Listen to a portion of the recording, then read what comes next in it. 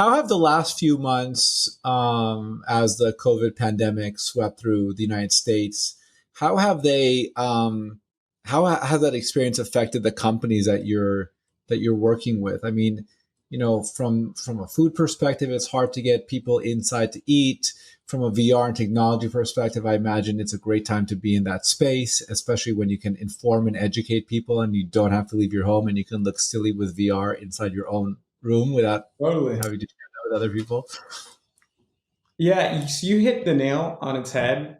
The distance learning space and VR education has gotten a lot of attention as a result of the pandemic, and I think has led to new business opportunities and renewed momentum for the company.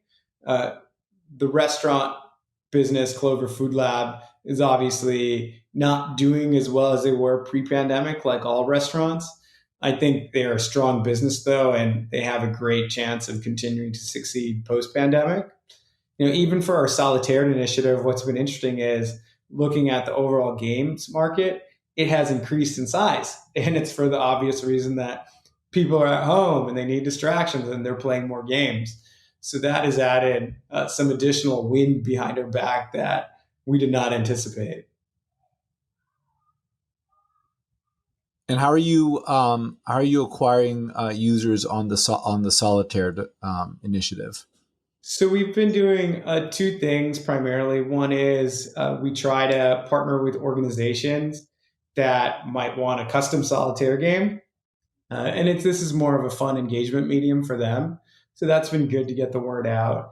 And then we're trying to rank well on search engines across keywords so people could find our games when they're looking for that. Thank you for listening to this episode of the LA Business Podcast. If you like what we're doing on this podcast, please consider subscribing on Apple or Google Play, leaving a 5-star review, and sharing with your friends. If you have any questions, comments, or recommendations for a guest you'd like to hear on this podcast, please email me, robert@brillmedia.co. Thank you. Have a fantastic day.